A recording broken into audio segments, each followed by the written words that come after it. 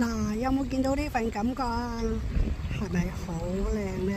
呢個石頭係咯，石頭可以屹立喺度。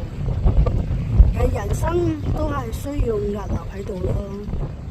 只有屹立喺度呢，打好個基礎，打好個根基，咁就有個方向啦。我哋一定要擁有到自己嘅一個方向啊！擁有到個方向嘅時候，我哋先可以勇往直前。當你有咗個方向嘅時候，你就可以有計劃，可以諗到我走向何處呢？我走向遠方何處？走向嗰度，咁我就可以睇到個大海啦，可以為自己編個故事啦。真係可以有個雀仔一樣，海鷗一樣。哎呀，飛啊飛啊！我一定要飛到個大石頭嗰度，可以屹立喺度，有個避風港啦。每一個人都需要有個避風港，不管都要需要一個避風港。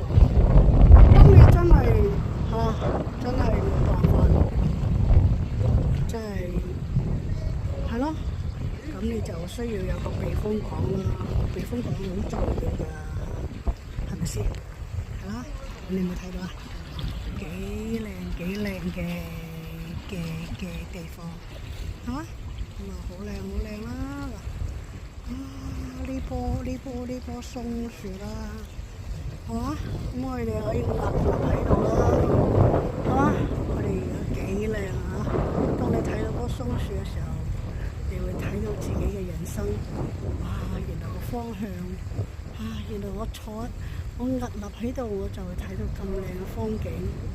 咁所以每個人真係需要一份付出啦，一個艱難嘅付出啦，係咪先？